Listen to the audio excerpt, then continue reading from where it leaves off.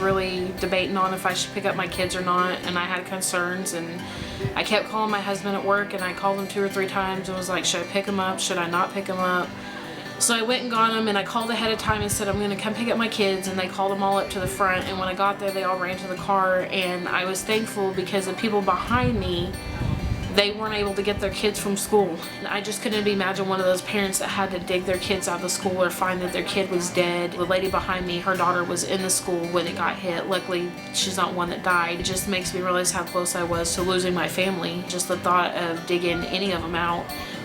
I thank God every day that they're safe and they're here with me, and I get to hug them every night before they go to bed and tell them how much I love them. And the loss of life occurred here at Plaza Towers. We had 7 third graders that did not make it through that storm, and that's been the hardest part. You know, we can rebuild, and the community has been very resilient, and we're about rebuilding and doing what we need to for the sites and the community. The hard part again has been just simply the loss of life. You can't rebuild life. What you see here is what used to be the front entrance of a little school that was built in 1965. The hump that you see on the other side of this debris actually was the stage in the cafeteria. And that was a stage where a lot of performances were had there, whether it be pre-K students all the way through 6th grade. This was the heartbeat of this little community, and we're going to rebuild, and the community expects that of the school district, and we expect them to follow suit and rebuild here on the devastating site that you see around you.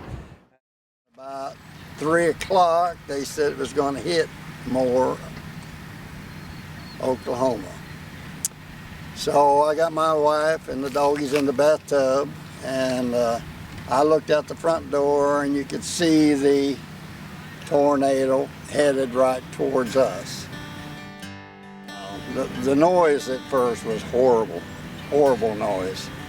It's like freight trains headed right at you. Noise died down. I jumped out of the tub and went to the patio.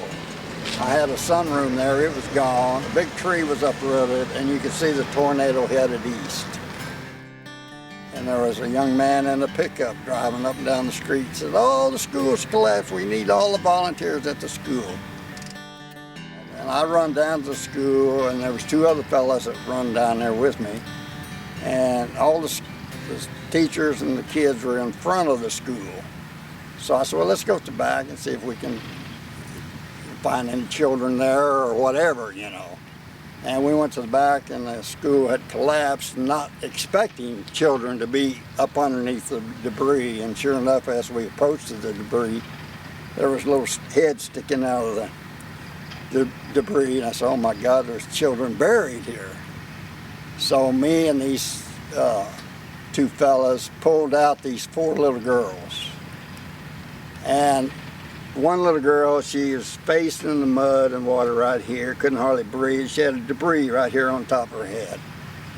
So I had to dig her out of there, and finally got these 4 children out. And the last little girl was a little black girl, and she was just scared to death. She just grabbed me and hugged me and like, thank the Lord, you know.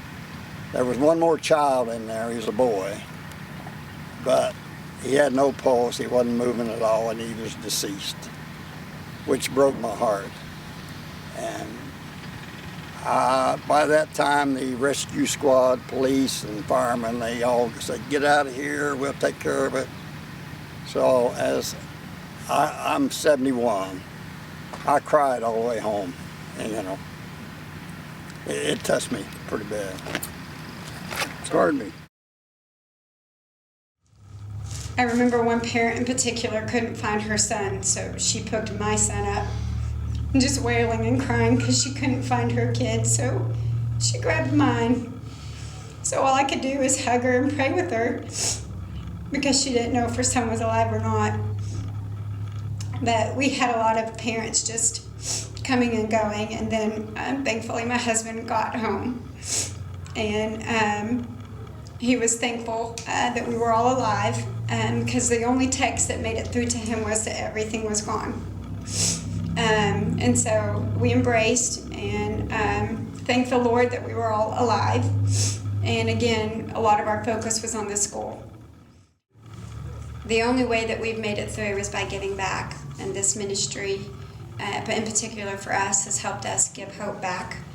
And God's just given me a little quote and many verses along the way, but we've come to face the giant of the tornado to experience the thrill of grace. I come up here on June the 3rd. I hitchhiked up here with $40 in my pocket and spent the first night under a tree. I got hooked up with a church group, and first morning rained me out about 4 o'clock. It was an awful storm. Anyway, I finally got hooked up with Art, and I've been busy ever since. We've torn down dozens and dozens of homes. We pulled them down with ropes and use manpower and pull them all to the street. We don't use gasoline, we don't use electricity. We just use hammers and axes and people. It's an amazing thing. You look out through this neighborhood and you can see that when they call that F5 tornado the finger of God, that's probably pretty accurate. But I see the hand of God out here every day. You know, I see hundreds and hundreds of people out here trying to put all this stuff back together, not asking anything for it. It's an amazing thing. You ought to come watch.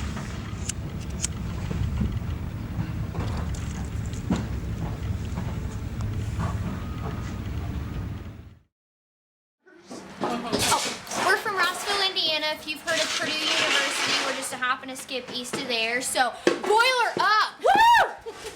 We are a group that came out and teamed up with a faith-based organization called Forward Edge International. We came to Moore, Oklahoma to do tornado disaster relief. We are familiar with tornadoes in the Indiana area, but we've never seen destruction quite like this.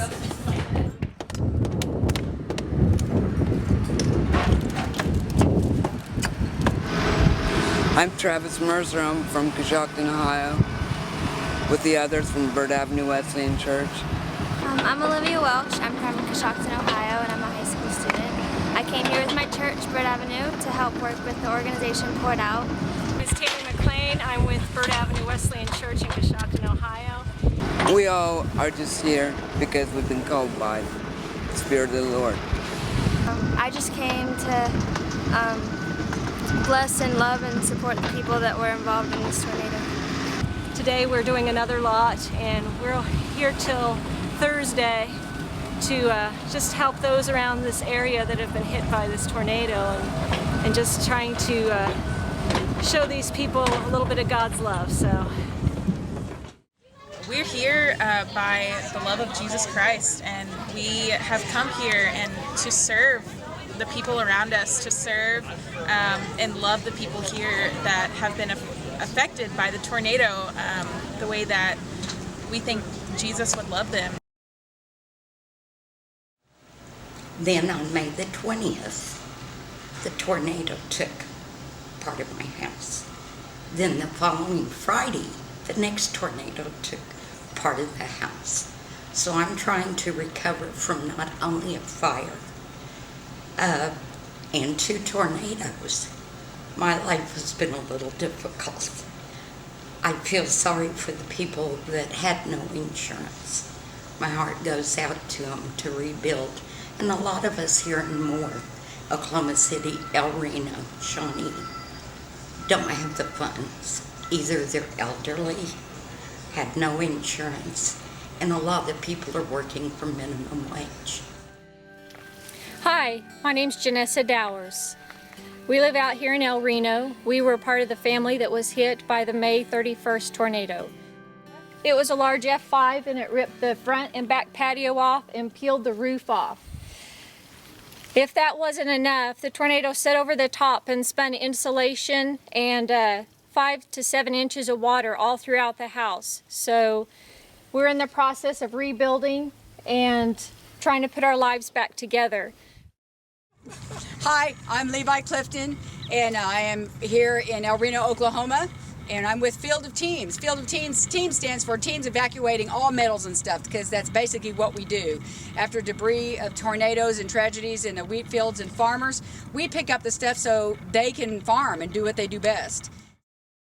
This tornado was 2 days before our harvest, so we had to really hurry. So after the tornado came and left all the junk, we had everything from cars to cosmetics. We had metal, steel, toys, glasses, t-shirts. We even found a fish, and it was a real fish, but it was dead.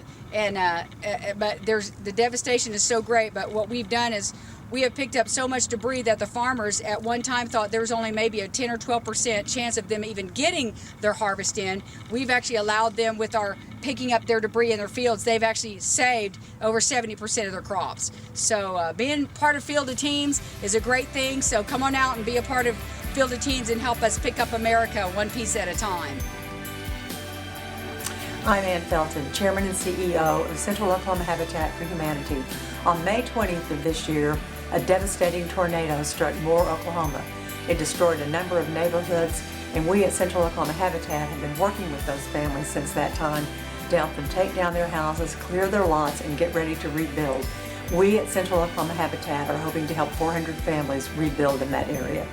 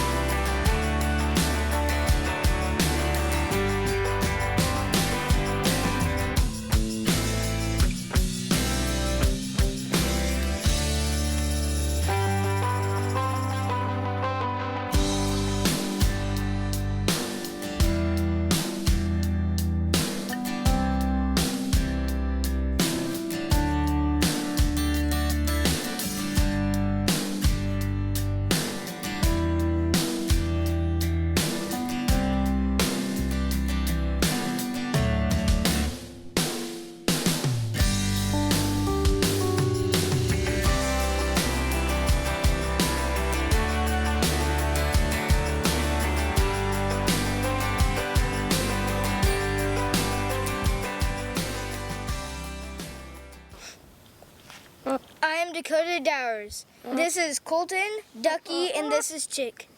We are from Southwest Covenant School, and we watch Explore.org, Live Eagles. Never stop learning. Peace.